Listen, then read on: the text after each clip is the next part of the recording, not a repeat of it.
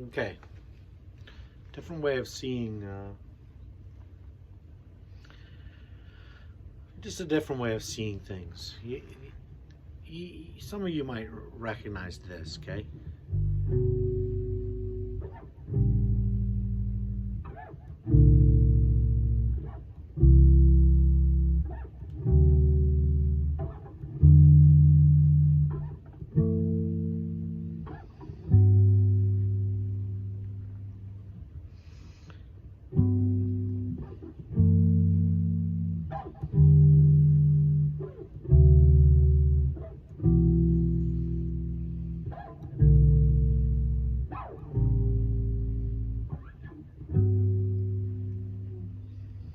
These are what we learn as all the different sort of chords that belong to a major key, right?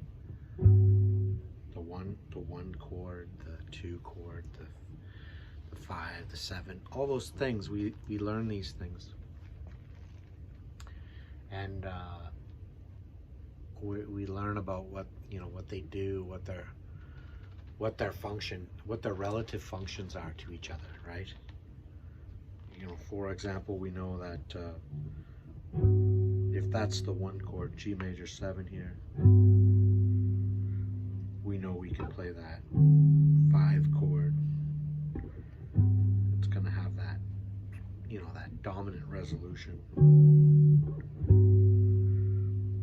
We know we can play like the 2. It's going to have its own kind of softer resolution, right? That 4 chord. They're all going to have this and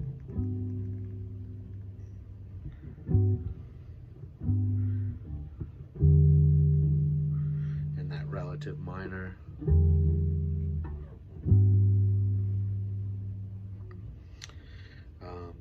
So we learn like, oh yeah, you've got these sort of these chords we can bounce off each other. They all belong to the key, right? They're all like diatonic, as they say.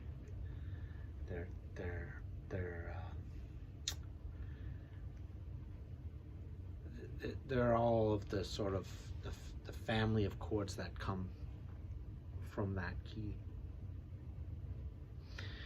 And then that's sort of like a modal. Is it a modal way of looking at things? It's just a way of like it's a type of analysis that gets done a lot. A lot of people do these analysis on their keys, and they say, oh, okay, well, that's the key. These are the chords I can play. And they sort of think like that. They always think like that. And if it doesn't fit into that construct, it's like, well, it's not a chord I'm comfortable playing if it doesn't belong somehow to that. And that's one way to look at it. This Barry Harris guy, he sort of looks at that, he looks at that, he would look at that as a, the way he would describe it is like, well, those are kind of like a scale of, it's a scale of chords, right? You've got this sequence of chords that are built off of each of those positions in the scale, and there you go. He looks at it a little bit differently, and he says, well, the first thing he sort of does is, takes that scale and like changes it, adds another note to it, which he believes sort of kind of rightfully belongs, sort of like the forgotten tone that just didn't make its way into like modern music theory, and he hears a more natural 8-note scale versus our typical 7-note scale. This is our 7-note scale, right? 1, 2, 3, 4, 5, 6, 7, and then we're back to the root. He hears an 8-note scale. He hears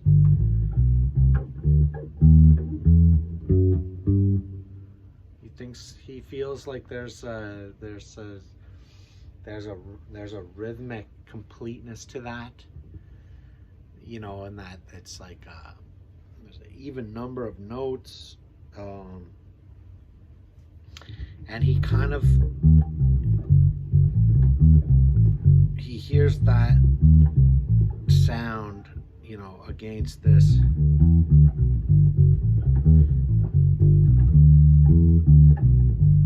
He hears that as being like really the tonic sound, you know, that 6 chord. And then there's these other notes that just sort of separate that. These other notes that just separate those tones, the root, the 3, the 5, and the 6.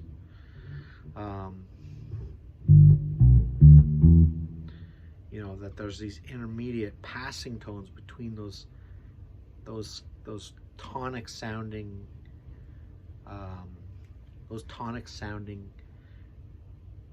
intervals.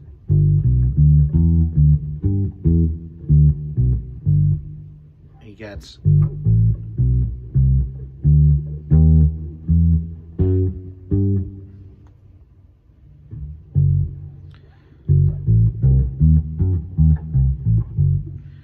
this diminished 7 set of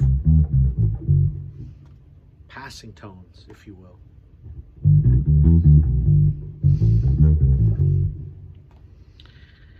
And so he just sort of sees it as like just two different chords rather than 7 different chords. You know, this traditional way of looking at things. You know, you got a 1 chord, a 2 chord, a 3, 4, 5, 6, 7, 8. You know, he just sees it as,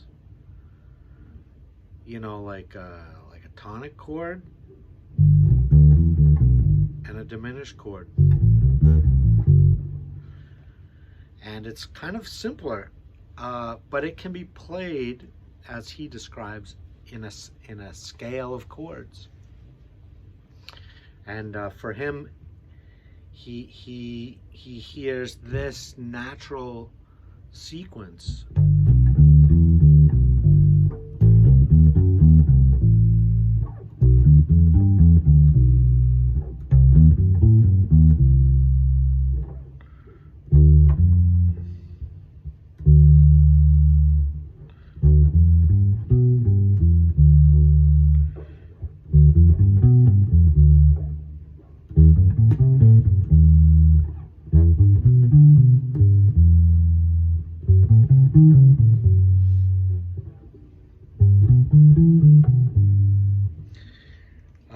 That's just 2 chords. It looks like many chords, but it's not. It's 2 chords. That's a G6 chord. This is an F sharp diminished 7 chord.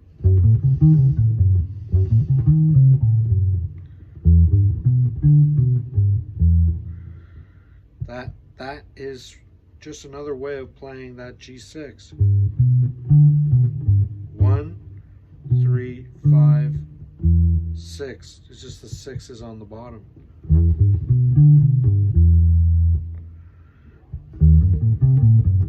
Another diminished 7 chord.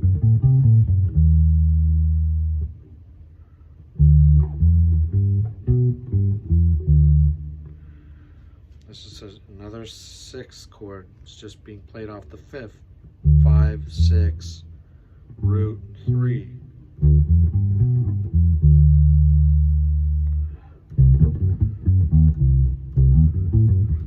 Another diminished 7.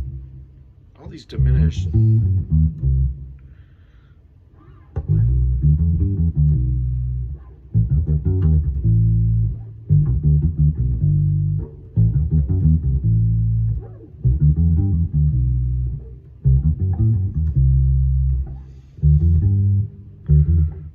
I have trouble with that one because it's a kind of a funny, it's just playing the 6 starting off its 5th. it's kind of like playing those arpeggios, just starting on the different chord tones.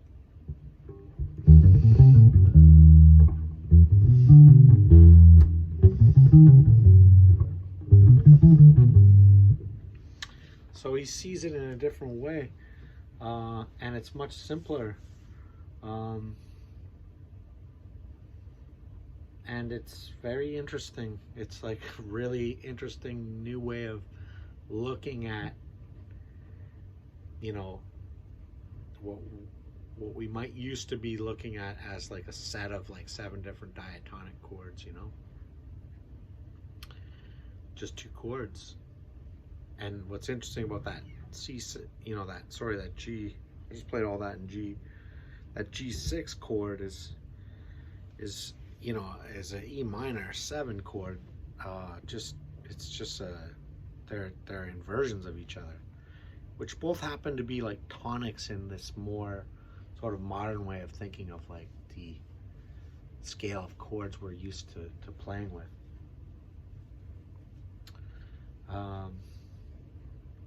So like, what does that mean?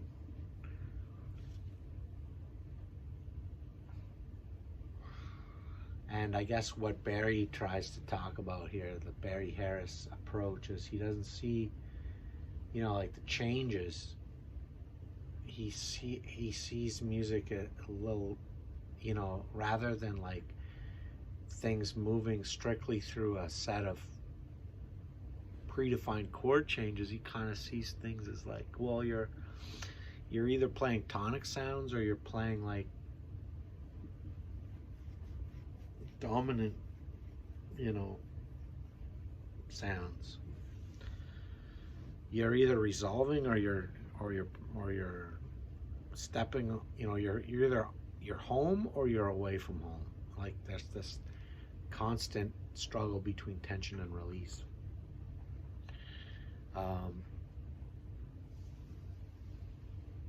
And it's just a simplified way of seeing it.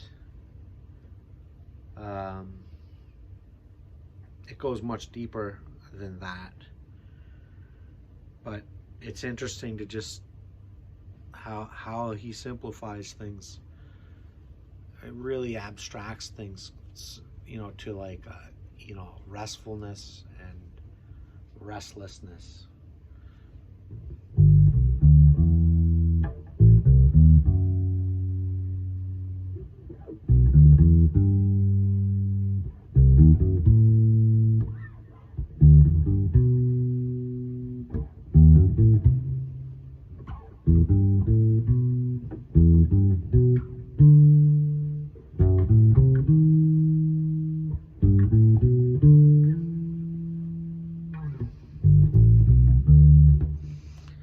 It's pretty clear, like